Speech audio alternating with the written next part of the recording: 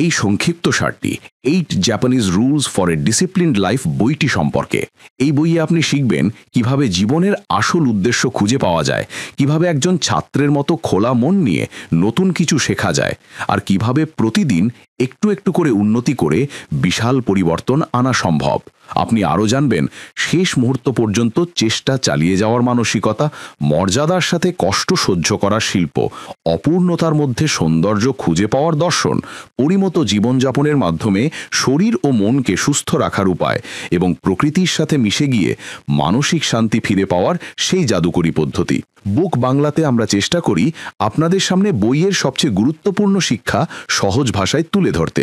বন্ধুরা, আপনারা কি কখনো রাতের নিস্তব্ধতায় নিজেকে প্রশ্ন করেছেন, আমি কি আমার জীবনটা সঠিক দিকে নিয়ে যাচ্ছি?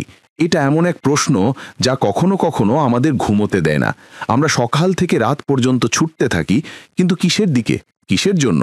জীবনটা একটা দৌড় হয়ে গেছে, এমন এক দৌড় যেখানে বিজয়ীও শান্তি খুঁজে পায় না। প্রত্যেকটা দিন অ্যালার্মের শব্দে শুরু হয় আর ক্লান্তির নীরবতায় শেষ হয়। আমরা ভাবি আরেকটু আরেকটু আরাম, আরেকটু টাকা, আরেকটু সুখ, কিন্তু এই আরেকটুটা কখনো শেষ হয় না।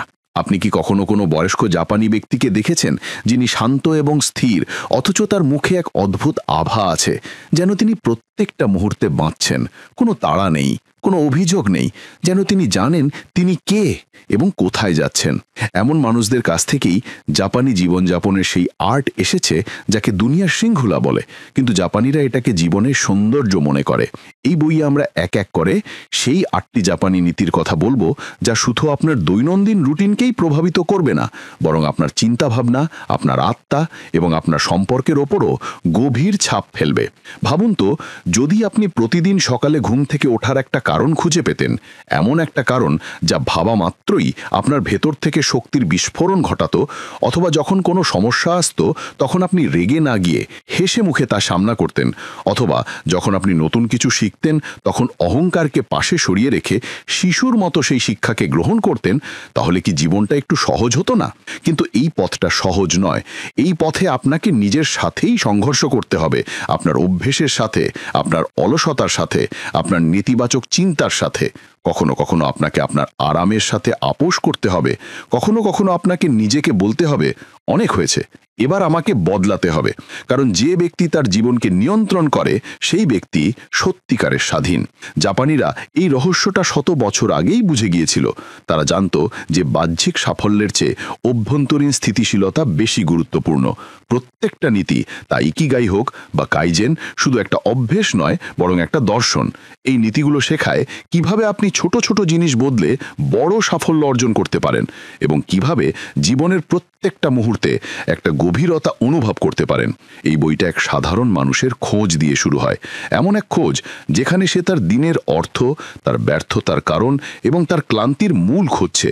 আর ধীরে ধীরে সে এক নতুন পথে হাঁটতে শুরু করে, এমন এক পথ যা হয়তো কঠিন, কিন্তু যা আত্মাকে শান্তি দেয়, এমন এক পথ যা শুধু ভালো নয় বরং খাঁটি করে তোলে।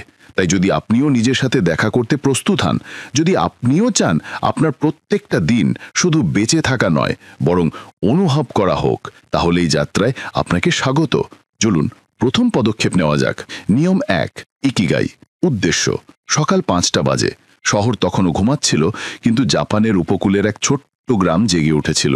প্রায় 90 বছরের এক বৃদ্ধ তার ছোট্ট বাগানে গাছে জল দিচ্ছিলেন।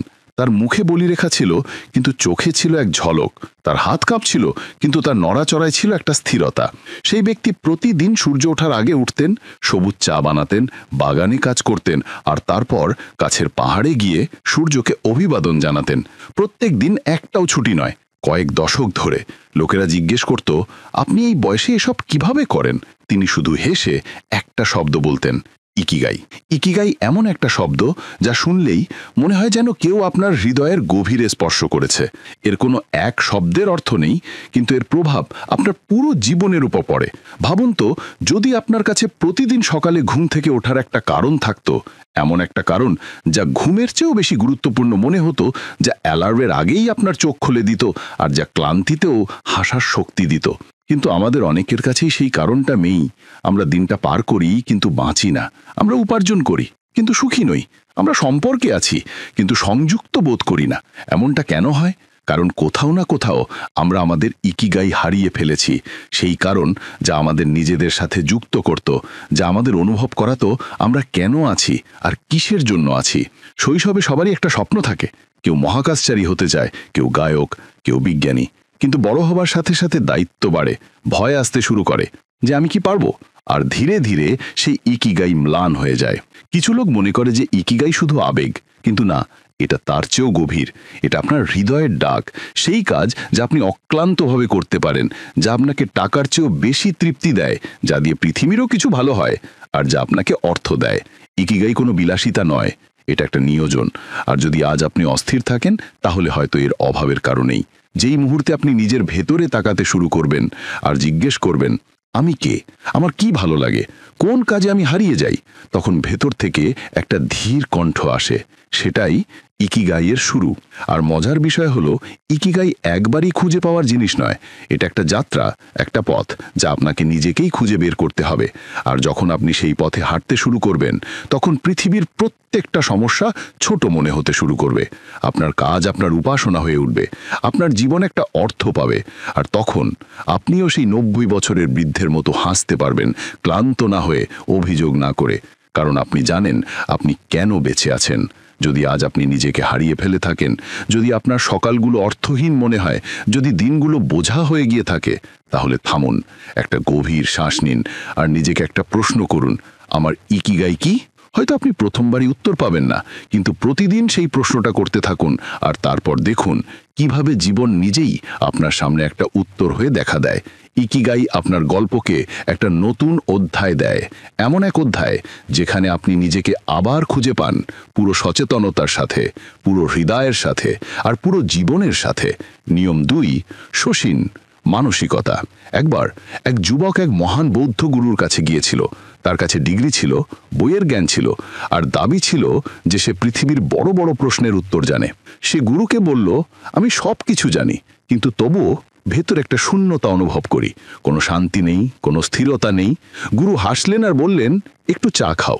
যুবকটি চায়ের কাপের দিকে তাকালো, কিন্তু গুরু কাপটা ভর্তি হয়ে যাবার পরেও চা ঢালতে থাকলেন। চা উপচে পড়তে শুরু করলো। যুবকটি অবাক হয়ে বলল, কাপটা তো ভরে গেছে। গুরু বললেন, এই কাপের মতো তুমিও আগে থেকে পূর্ণ। যতক্ষণ না তুমি খালি হবে, ততক্ষণ তুমি নতুন কিছু শিখতে পারবে না। এটাই শোষিন, এমন একটা মানসিকতা যা শেখায় যে আপনি যতই এগিয়ে যান না কেন, শেখার জন্য সবসময় একজন নতুনের মতো খোলা থাকা উচিত। আজ আমরা এমন এক যুগে বাস করছি যেখানে তথ্য সর্বত্র, বই, ভিডিও, পডকাস্ট, সবাই বিশেষজ্ঞ, কিন্তু ভেতরে আমরা ফাঁপা। কেন?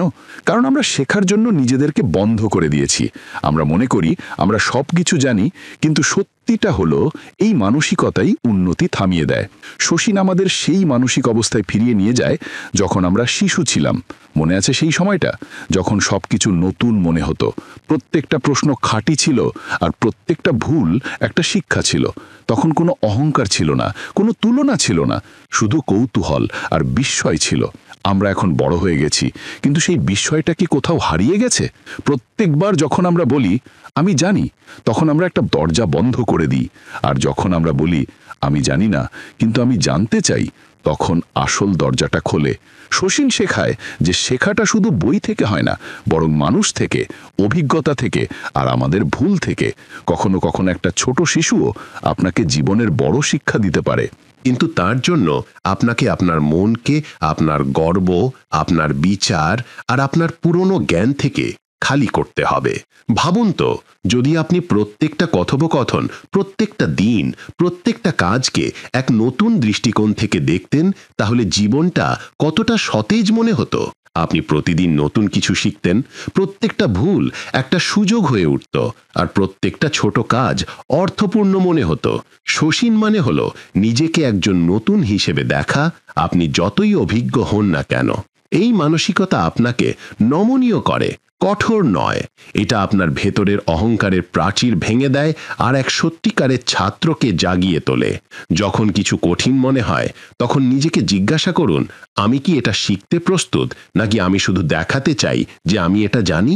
এটাই একটা বন্ধ মানসিকতা আর একটা শোষীন মানসিকতার মধ্যে পার্থক্য।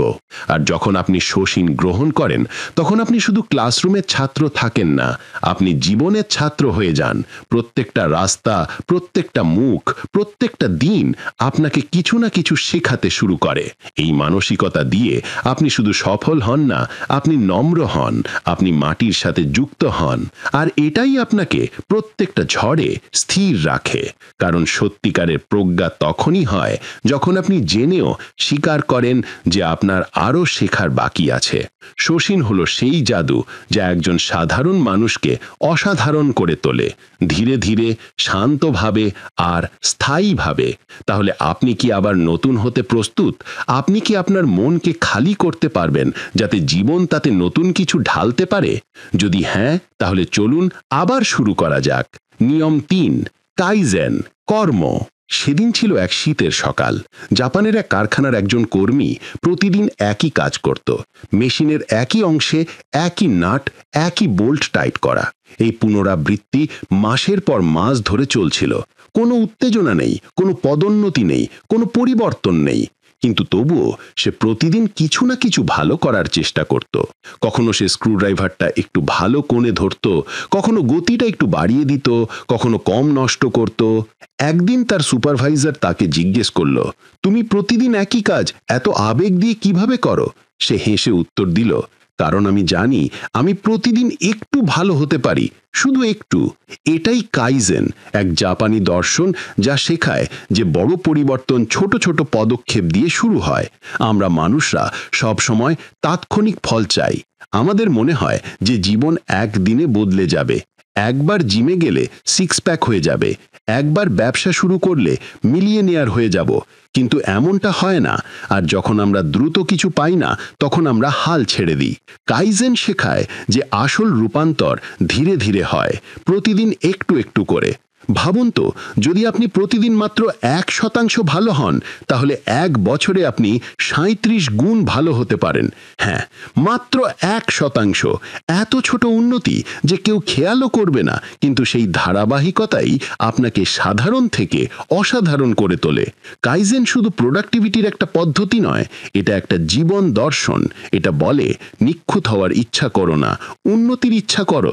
যখন আপনি কাইজেন গ্রহণ করেন, তখন আপনি অজুহাত দেওয়া বন্ধ করেন। কাল থেকে শুরু করব বলার বদলে আপনি বলতে শুরু করেন, আজ একটু করব।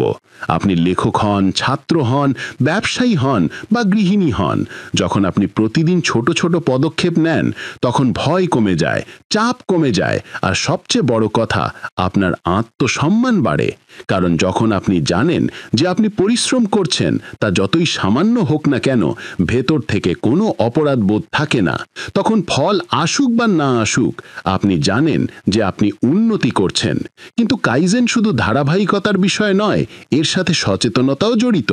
প্রতিদিন নিজেকে একটা প্রশ্ন করুন, আজ আমি কি একটু ভালো করতে পারি? আর উত্তরটা কাজের মাধ্যমে দিন। তা 5 মিনিটের ওয়ার্কআউট হোক, 1 পাতা পড়া হোক, 1 গ্লাস বেশি জল খাওয়া হোক, যে কোনো কিছু। এই ছোট ছোট পদক্ষেপগুলোই একদিন একটা বড় লাভে পরিণত হয়। আর সবচেয়ে ভুনীয় বিষয় হলো, কাইজেন আপনার জীবনের প্রত্যেকটা অংশে কাজ করে। আপনার অভ্যাসে, আপনার সম্পর্কে, আপনার মানসিকতায়। যখন আপনি প্রতিদিন একটু ভালো শ্রোতা হন, একটু কম প্রতিক্রিয়াশীল হন, একটু বেশি কৃতজ্ঞ হন, তখন আপনার পৃথিবীটাও ধীরে ধীরে বদলাতে শুরু করে। কারণ বড় জয় একদিনে হয় না, সেগুলো প্রতিদিনের ছোট ছোট জয় পরাজয়ের মধ্যে তৈরি হয়। আর হ্যাঁ, কাইজেনে কোনো শেষ গন্তব্য নেই। আপনি কখনোই সম্পূর্ণ নিখুঁত হন না, কিন্তু এটাই এর সৌন্দর্য। আপনি সবসময় একজন ছাত্র থাকেন, সবসময় বিকশিত হতে থাকেন। তাই পরের বার যখন আপনি নতুন কিছু শুরু করবেন আর ভয় লাগবে, অথবা আপনি বারবার ব্যর্থ হয়েছেন, তখন মনে রাখবেন যে আপনাকে আজই সব কিছু বদলাতে হবে না। আপনাকে শুধু আজ একটু বদলানোর সাহস রাখতে হবে। প্রতিদিন একটা ছোট পদক্ষেপ। এটাই কাইজেনের জাদু, যা ধীরে ধীরে আপনার জীবনকে বদলে দেয়, শান্তভাবে, শক্তিশালীভাবে আর স্থায়ীভাবে। আপনি কি প্রথম ছোট পদক্ষেপটা নিতে প্রস্তুত? যদি হ্যাঁ, তাহলে এখনই শুরু করুন, কারণ বড় ইচ্ছার চেয়ে ছোট কাজ ভালো। নিয়ম 5, গান বাড়ু, প্রচেষ্টা। জাপানের এক ছোট্ট শহরে প্রতি বছর একটা ম্যারাথন হয়। সেই দৌড়ে সবার চোখ থাকে একজনের উপর, একজন বৃদ্ধা যিনি ৮০-র কোঠায় পা রেখেছেন, কিন্তু তবুও তিনি প্রতি বছর দৌড়ান। তার গতি ধীর, তার শ্বাস ভারী আর তার শরীর কাঁপছে, কিন্তু তবুও তিনি হাল ছাড়েন না। বৃষ্টি হোক, রোদ হোক বা প্রবল বাতাস হোক, তিনি আসেন, তিনি দৌড়ান, তিনি পড়েন আর তারপর উঠে আবার হাঁটেন।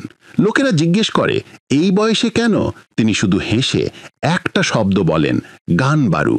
গানবারু এমন একটা শব্দ যা অনুবাদ করা যায় না, কারণ এর মানে শুধু চেষ্টা করা নয়, এর মানে হলো নিজের পুরো জীবনটা দিয়ে দেওয়া, ততক্ষণ চেষ্টা করা যতক্ষণ না আত্মা ক্লান্ত হয়ে যায় আর তারপরও হাল না ছাড়া। গানবারু মানে হলো পরিস্থিতি আপনার বিরুদ্ধে থাকলেও নিজের সাহসের সাথে দৃঢ়ভাবে দাঁড়িয়ে থাকা। যখন গন্তব্য দূরে, পথটা অস্পষ্ট আর আপনার সাথে কেউ নেই, তখনও আপনি চলতে থাকেন। আজকের দুনিয়ায় সবাই সবকিছু তাৎক্ষণিক চায়, তাৎক্ষণিক সফলতা, তাৎক্ষণিক টাকা, তাৎক্ষণিক খ্যাতি, কিন্তু কোনো অর্থপূর্ণ জিনিসই তাৎক্ষণিক আসে না। তা রিশতা হোক বা কেরিয়ার, তা দ্রোম হোক বা পরিচয়, প্রত্যেকটা জিনিসই প্রচেষ্টা দাবি করে, কিন্তু বেশিরভাগ মানুষ মাঝপথে ক্লান্ত হয়ে হাল ছেড়ে দেয়। গানবারু আমাদের শেখায় যে আসল জয় সেখানেই হয় যেখানে আমরা হেরে যাওয়ার পরেও চেষ্টা করতে থাকি, যেখানে আমরা ক্লান্ত হয়ে থেমে যাই না, আমরা কিছুক্ষণ বসি আর তারপর উঠে আবার হাঁটতে শুরু করি। প্রত্যেকটা মানুষের জীবনে এমন একটা পর্যায়ে আসে যখন মনে হয় সব কিছু ভেঙে পড়ছে। আমাদের আত্মবিশ্বাস, আমাদের মোটিভেশন, আমাদের স্বপ্ন সবকিছুই ছড়িয়ে পড়তে শুরু করে। এমন সময় শুধু দুটো পথ থাকে, হয় আমরা হাল ছেড়ে দিই অথবা আমরা গানবারু গ্রহণ করি। গানবারু মানে হলো আমি পারবো, যদিও এটা কঠিন, যদিও এটা ধীর, আমি থামবো না। যখন আপনি আপনার পুরো হৃদয়, শরীর আর আত্মাকে কোনো কিছুতে সমর্পিত করেন, তখন পৃথিবীর কোনো শক্তি আপনাকে আটকাতে পারবে না। আপনার ধারাবাহিকতাই আপনার পরিচয় হয়ে ওঠে। লোকেরা আপনার ফলের নয়, আপনার যাত্রার প্রশংসা করতে শুরু করে। গানবারু কোনো দৌড় জেতার জন্য নয়, এটা নিজেকে প্রমাণ করার জন্য, আপনার ভয়, আপনার সন্দেহ আর আপনার অসহায়তাকে পরাজিত করার জন্য। আর হ্যাঁ, প্রত্যেকবার চেষ্টা করা মানে এই নয় যে আপনি প্রত্যেকবার জিতবেন। কখনো কখনো আপনি জেতেন না, কিন্তু যা আপনি অর্জন করেন তা হলো চরিত্র, শৃঙ্খলা আর এমন এক শক্তি যা আপনি কোনো বইয়ে খুঁজে পাবেন না। গানবারুতে হেরে যাওয়ার ভয় নেই, থেমে যাওয়ার ভয় আছে, কোনো তুলনা নেই, প্রতিশ্রুতি আছে।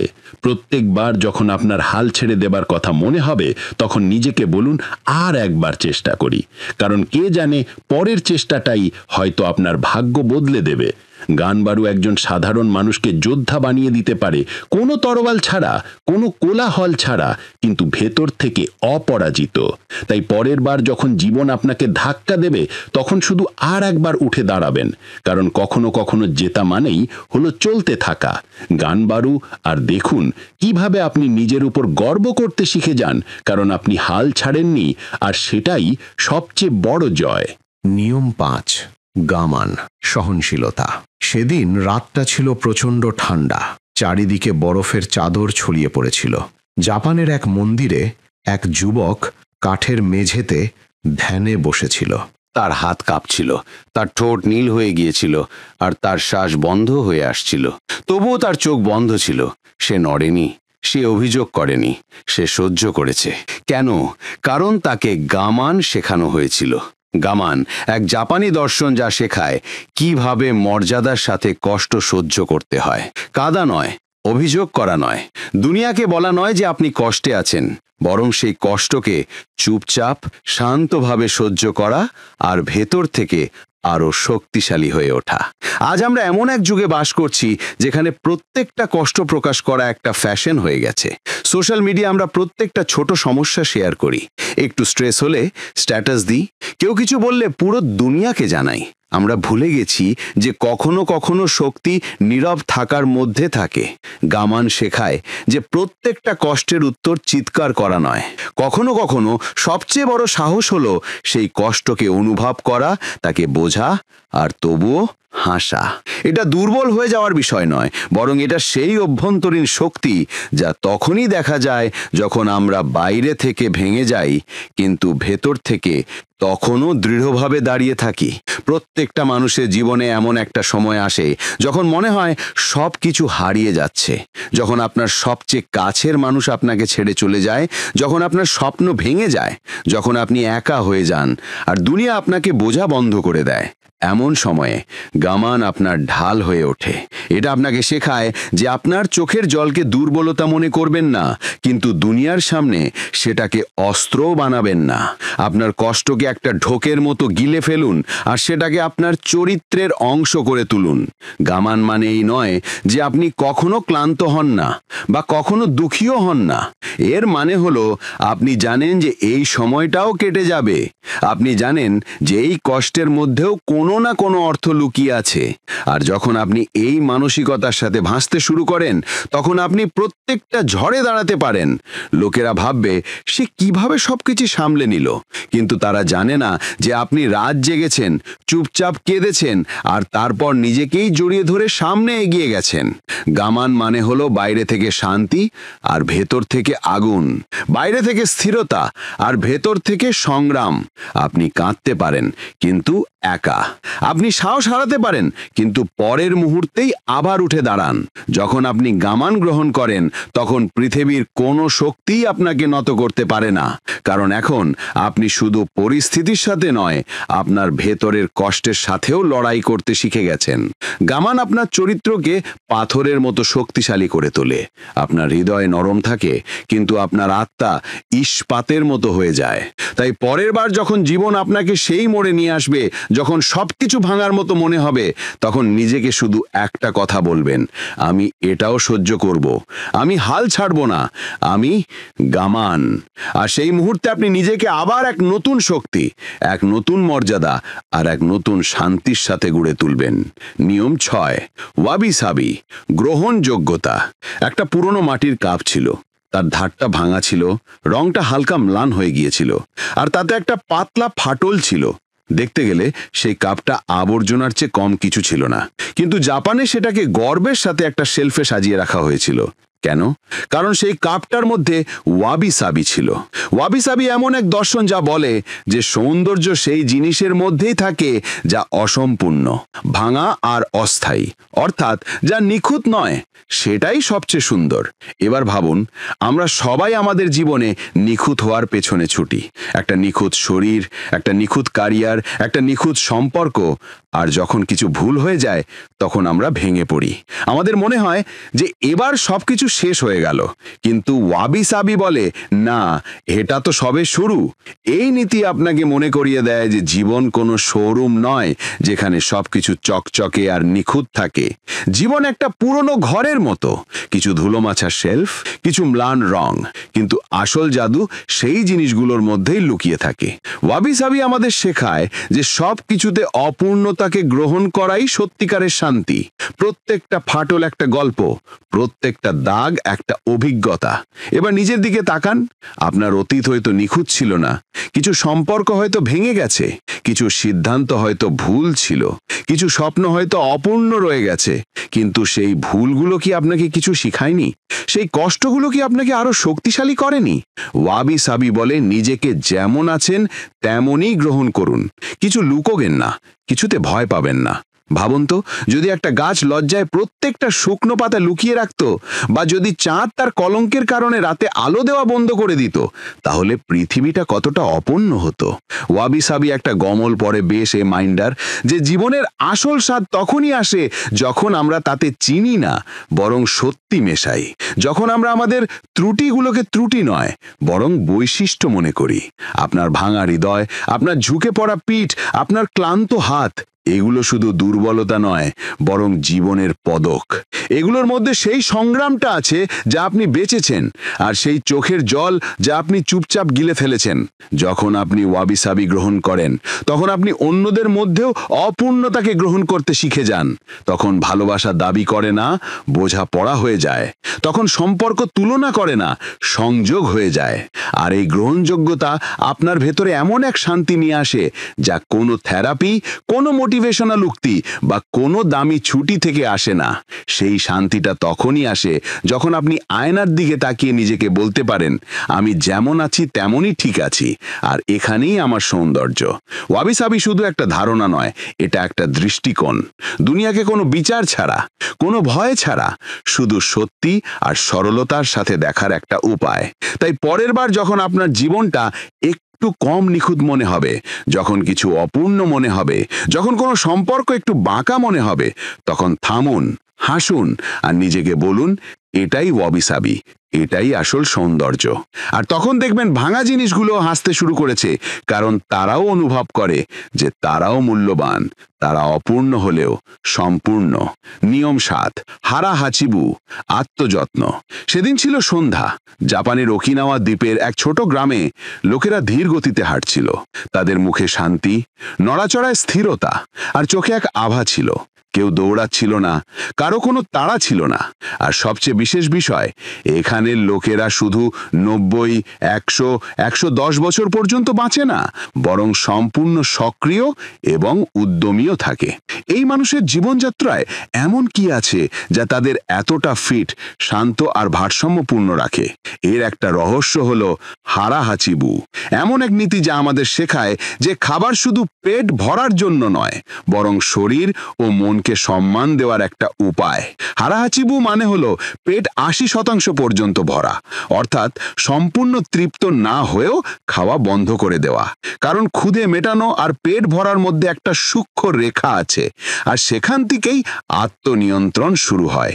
এবার ভাবুন, যখনই আপনি খান, তখন কি আপনি সত্যি আপনার শরীরের প্রয়োজন অনুযায়ী খান, নাকি অভ্যাস, স্বাদ আর আবেগের ভিত্তিতে খান? অনেক সময় আমরা ক্ষুধে থেকে নয়, বরং একঘেয়েমি থেকে খাই।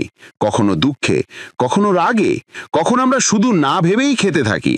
তারপর আসে গল্পিবোধ, তারপর ক্লান্তি, তারপর অলসতা, আর ধীরে ধীরে শরীরটা ক্লান্ত হয়ে যায় আর মনটা নিস্তেজ হয়ে পড়ে।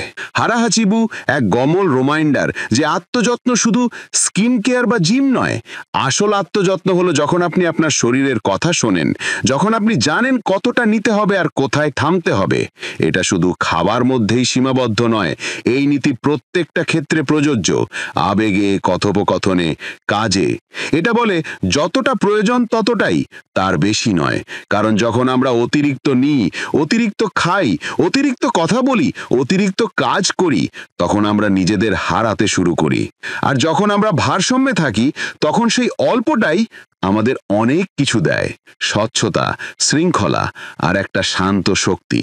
হারা হাচিবু শেখায় যে ক্ষুধেকে পুরোপুরি মিটিয়ে দেওয়াটাই জরুরি নয়, বরং একটু অপূর্ণ রাখাই আসল শিল্প।